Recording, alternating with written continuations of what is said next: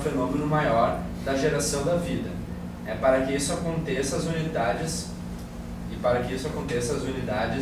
autopoiéticas precisam estar em sua plenitude operacional. Saúde. A diversidade biológica está associada aos processos de replicação paritária das moléculas dos ácidos nucleicos, enquanto que a evolução da vida somente ocorre quando há uma mudança na organização genética dessas moléculas. Comentários?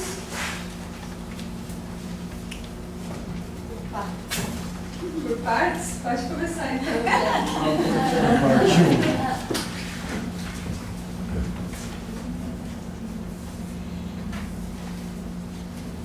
Eu gostaria de entender assim, a diferença entre autocriação e autorreprodução. Não se é a mesma coisa. Tá. Então, esse autocriação está no sentido de que ela se autocria. Então, não, e o reproduz que ela forma outro. Então, o autocria, eu me autofaço. Eu crio as conectividades que me autodeterminam e logo me autocriam. No sentido de que eu aprendo com isso, né? Isso. Eu vou aprendendo e vou me autocriando e me mantendo. Então, quando eu me autorreproduzo, eu não me mato. Eu me mantenho, continuo me autocriando, mas me autorreproduzo, formo outro.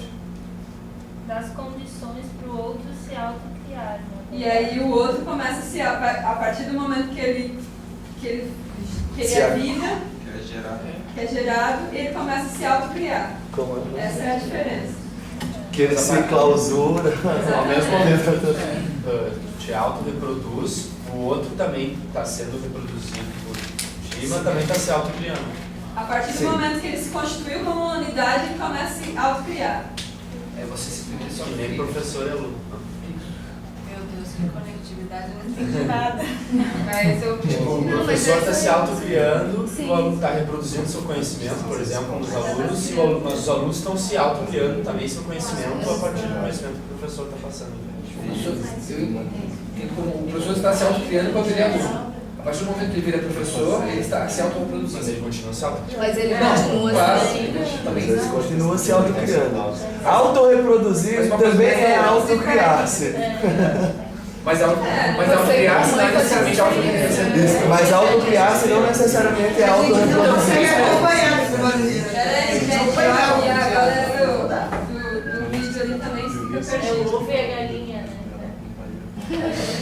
É uma forma de entender. Vamos autorreferência. reduzir no simples. É mais fácil.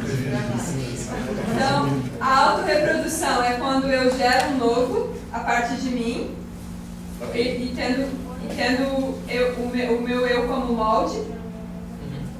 E a autocriação é quando eu continuo me autocriando. É como os filhos. Eu me mantenho. E me mantendo, exatamente. Quando a gente tem Isso, é os filhos, expressão. eu me criei, me reproduzi, o outro nasceu, mas está se criando É. e vai se Isso. criando. Essa é a reprodução. E lá nos primórdios a reprodução era por biparidade, né, por divisão.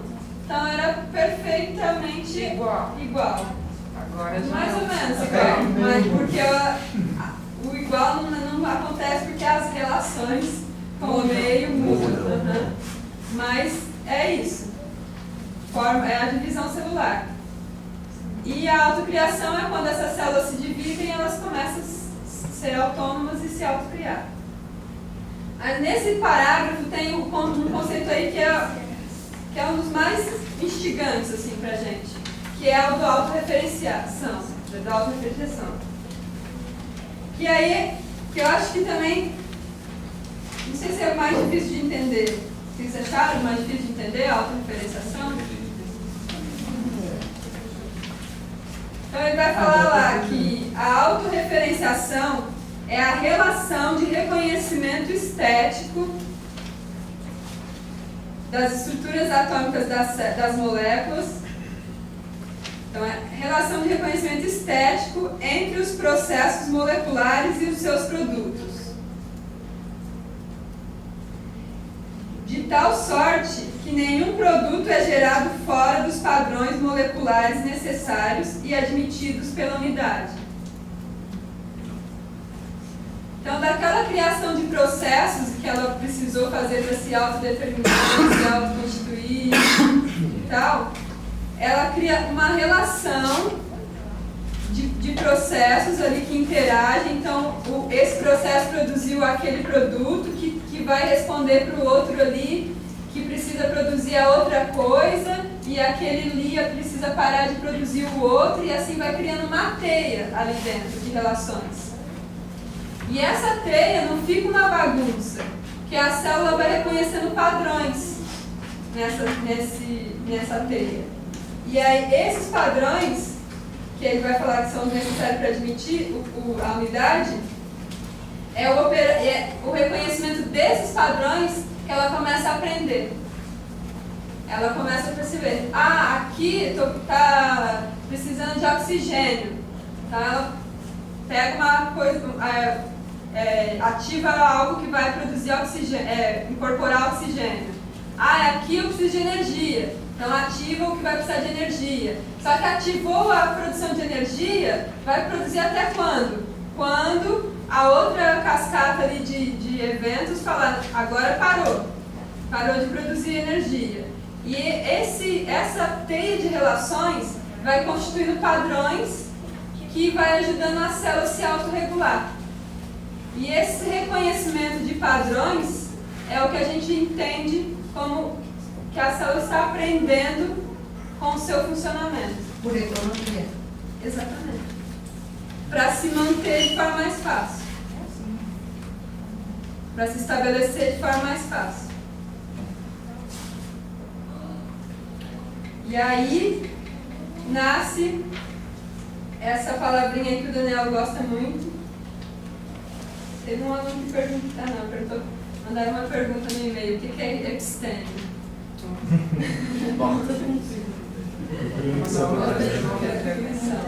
Mas vamos lá. Então, este operar no reconhecimento de padrões permite aos processos autônomos uma aprendizagem contínua sobre o estado geral da unidade.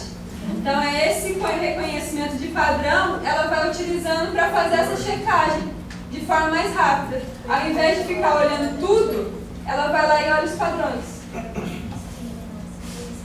Depois, até ela reconhecer os padrões, muito foi se tentando. Sim. Depois tornaram-se padrões e ela disse, não, olha os padrões. Referenciam O próprio funcionamento dela, né? funcionamento. Depois, eu funciono melhor com esses padrões, olha aqui. Eu fiquei tentando pensar aqui em alguma forma de tentar deixar a realidade. Pensei na ideia de tu vai comer ali, tu sabe tem coisa ali que tu não gosta, ou que já não fazem bem, ou você sabe o limite até onde você quer comer, que tu vai estar cheio ali, né? Então você tem uma autorreferência sua, né? E na verdade, valorizando bem o que ela falou, que é sempre buscar fazer o mais com menos, né? A busca da economia da energia, é sempre essa a busca da natureza, né? Eu tenho um exemplo. Eu também tenho. Pode falar. Hoje eu estava fazendo assim, um mapa para organização pessoal, né? De todos os meus aspectos familiares, de trabalho, econômico, tudo em geral. É bem grande. E aí você vai vendo o que, antes disso, você vai vendo, se situando assim. Primeiro tu se conecta com si e vai vendo se o que tu está fazendo está de acordo e o que tu precisa dar mais atenção a cada coisa e os conhecimentos que faltam para tu atingir os teus objetivos que estão relacionados com o que tu é. E daí aí tu reconhece os padrões porque está tudo interligado e Vai tirando as referências. vai aprendendo com isso, com crescimento. E como tu não é 1000, tu tem vários balãozinhos ligados assim, né? Daí de vez em quando tu dá um mergulhinho em cada um deles. E aí, como tu não tem vários braços, tu vai equilibrando isso. Só que daí um sustenta o outro, né? Ele cresce tudo no céu. Isso aí.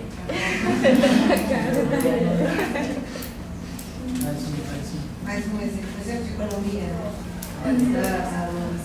Tenho 3 filhos que já são adultos Quando eles eram pequenos, eles diziam, mas por que eu tenho que guardar as coisas no lugar?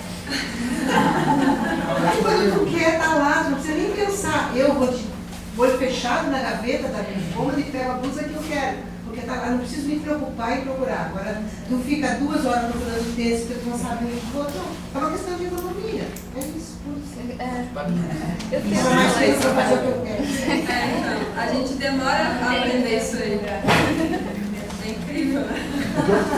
O que eu pensei foi mais ou menos o que ela falou, assim, a respeito de você, por exemplo, você sabe que fica no lugar, então, ou seja, como se fosse aqueles, não sei como é que se chama, de monitoramento, por exemplo, se está tudo certo, ele não vai dar um alarme, mas se tiver alguma coisa fora do lugar, alguma coisa se mover, ele vai reconhecer, da mesma forma que a célula, se ela, tipo, ela faz a visão, está tudo certo, não tem nada que mexer, mas se tiver uma coisa errada, ela vai ter que ir lá para ver o que é isso. O professor Daniel costuma falar também, né? Essa lógica nossa da engenharia, né? A gente, vamos produzir mais com menos. Vamos pegar ali a matéria-prima e vamos fazer o máximo possível, porque daí a gente tem um lucro nisso. Né? Mas que a... Tá errado. Não é sustentável. Ele traz a ideia de que a natureza não. A natureza faz o único nas suas infinitas possibilidades. Uma planta pode fazer folhas infinitamente, mas ela não faz. Ela faz só o suficiente para a sua energia, para se manter equilibrada. Ninguém viu resto de material de construção do João de Barro, né? Ele só pega o que ele precisa por causa É verdade. Qualquer linha, né? Qualquer linha de passeio, você nunca viu o resto. Não tem canteiro de obra, né? Não tem. E ele também não fica fazendo várias casinhas para alugar. Ele só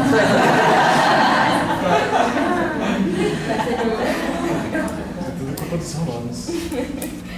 Ok, galera? Fechamos então a contribuição da diversidade, a valorização da diversidade. Alguma dúvida? Ai, quanto mais. E agora a gente vai fazer a etapa 3 da pedagogia do amor. Que é?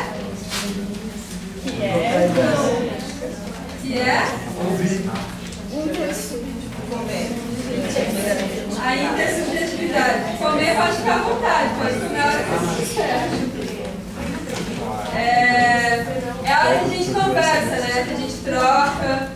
Deu para anotar aí, para engordar o conceito inicial com a apresentação? Vocês conseguiram pegar palavras para engordar o conceito do primeiro passo? Sim? Esqueceram de anotar? Então tá. É bom praticar isso aí. Praticar todas as aulas, ó. Vai ter um momento que a gente vai estar aqui interagindo, mas ó, entra aquela palavra, faz aquela anotação daquela palavra que surgiu durante a conversa que faltou, né? E aí isso aí depois pode ser passado pro seu conceito, né? Eu gosto de chamar de colheita. Então, falo um monte de conhecimento aqui e daí eu vou colhendo, né? E a forma de colher é escrevendo. Para isso que serve a valorização da diversidade, né? Não é para ela ficar ali falando e a gente aqui ouvindo. É para a gente ir tentando agregar isso, aquela primeira etapa que a gente fez, né? Que é a revelação da subjetividade, né? Ok? Na aula passada o professor sugeriu só que vocês virassem com o colega do lado, né? E conversassem com ele. Acho que pode ser assim. Agora, mas não pode ser o mesmo coleguinha da aula passada. E também não pode ser a gente... isso aí, tudo bem. Evita comadre, sabe? Porque senão você fica homogeneizado, assim, no conhecimento que você já tem e tal. E a gente vai fazer o 4 agora? Tem até desenho, cara. Cultura. Mas tipo assim, o diálogo. Quem é que fez isso? Voltou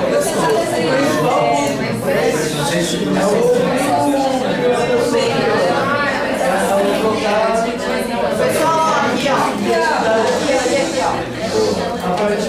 subjetividade de cada um e da diversidade que foi apresentada, a ideia é que tenha a troca das intersubjetividades, que ainda está intersubjetividade. Aqui, agora está o meu aqui, com mais algumas coisas que eu agreguei. E aí, a principal ideia dessa parte, da terceira, é ouvir o outro. E agregar mais ainda, coisas que nem foram faladas aqui, que só anotou, entendeu? E aí a 4 mesmo, que daí eu trocar a ideia para tentar consensuar, né? Começar a fechar um pouco o funil e tentar chegar num domínio organizado dos dois. Aí dos dois já, né? Do grupo, ou de dois, no caso aqui do grupo. Por isso que eu digo, é uma coisa meio que uma já liga na outra. Não... Isso. Todos aí você pode fazer assim, 10 minutos, né? Porque a gente já vai acabar chegando a uma conclusão os dois, porque eu vou falar o que eu penso, você fala o que você pensa, a gente vai chegando a uma conclusão. Não, mas depois quando chega. Conversa. Não, a conclusão. Você vai ver que tem duas diferenças que seja, mas... Exercitar isso, chegar no equilíbrio dos dois, né? Então daí esse é o 4. Isso, mas o 4 é além disso, você tem que apresentar. O 4 é a frase. Não, o 4 é uma coisa comum dos dois, entendeu? No terceiro, você tem que falar e você tem que escutar. Ponto. É que a gente imagina aqui... O 4 é vocês se juntar para poder fazer uma coisa só. Sistematizado, organizado e lógico. Uma frase. Aqui a gente não vai ficar, eu acho, né? Que as pessoas não vão ficar divergindo tanto. Mas imagina esse diálogo acontecendo entre pessoas que pensam totalmente diferente. Então, você vai ouvir, aí depois você vai falar. E dessa troca não vai acontecer consenso assim, natural. Então, até acontecer o consenso, vai ter ali uma... Meia horinha de prova. A gente até costuma valorizar para um momento de escuta profunda. Eu não gosto de chamar de estresse, mas é. Exatamente. Então tem um gráfico de diálogo que é assim, ó. Primeiro tem o tema gerador, que é o que a gente chama de lógica, a de hoje é a lógica autonomista do viver. E aí a gente começa a falar. Falar, e a gente vai abrindo esse assunto, vai tentando mostrar o que mais a gente compreende sobre esse assunto. Divergir. E isso vai consequentemente divergir. Também é valorizar a diversidade. E aí vai vir a diversidade, vai aumentando esse cone aqui, até que nós vamos começar no diálogo. E o diálogo ele vai começar a vir aqui, e aí eu desenho aqui porque é o estresse. Assim. E é ondas, né, mesmo? Você, uma hora você tá curtindo, outra hora nem tanto. Se a gente tendo um consenso aqui, sem divergir direito,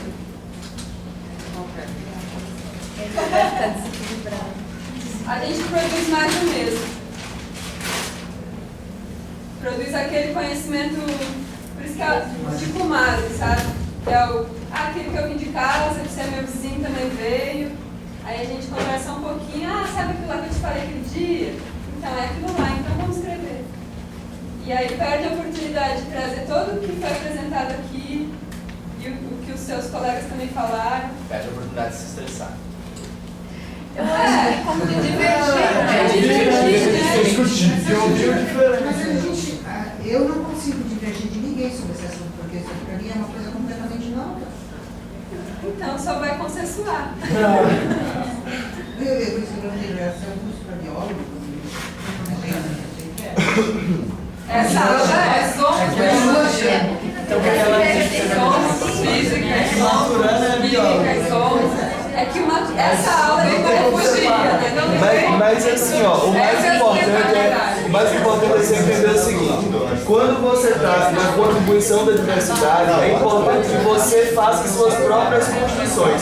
Eu vou dar o meu como exemplo. Por exemplo, não sei se isso aqui é certo, porque eu também estou vendo isso, estou revendo isso na verdade, mas a gente sempre esquece, né? Então, eu peguei e anotei aqui: coerência mais diversidade é igual a determinação. Alguém escreveu isso? Como é que eu vou saber? Eu tenho que conversar com ela para saber se isso que eu esqueci ela concorda. Que a coerência estrutural mais a diversidade biológica, ela pode ser o pressuposto para a determinação. Eu vou conversar com ela pra saber se ela concorda. E aí, o que tu acha? Tem aqui, ó. Entendeu? Eu também não sei, mas eu preciso conversar com alguém, né? Então não é necessariamente um estresse de que eu estou me sujeitando ali, mas é porque eu também quero saber a opinião de outra pessoa que vai contribuir com aquilo pra mim, né? Não é no sentido que eu tenho que escutar só porque, beleza, é a sua vez de falar, né? Eu vou escutar porque aquilo que aquela pessoa tem a dizer vai contribuir naquilo que eu também quero, que eu tô querendo aprender. E você pode contribuir. Exatamente. Nem esperar.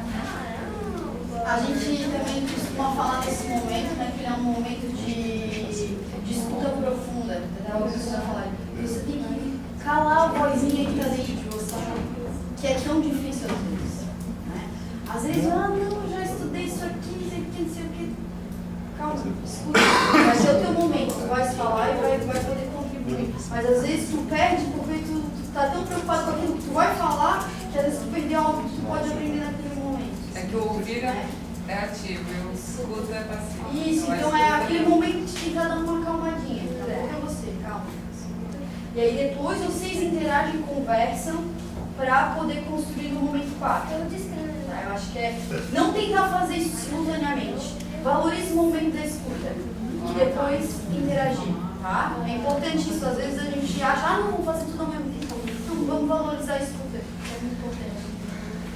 É porque muitas vezes no grupo pessoas polarizam muito, né? Se você não tem esse tempo de ouvir mesmo e passar por cada um, todo mundo levar a sua voz ali, se já começa tentando chegar no consenso, às vezes pessoas polarizam demais a conversa, outras pessoas não se sentem à vontade de falar, né? Por isso é importante diferenciar esses momentos, né? Para ter a voz de todo mundo ali, ter esse momento de escuta mesmo. É nessa ideia que divide isso daí, né? Então vamos começar? Em duas partes. 20 minutos? 13 e 4. 20 minutos. Lívia. 20 minutos é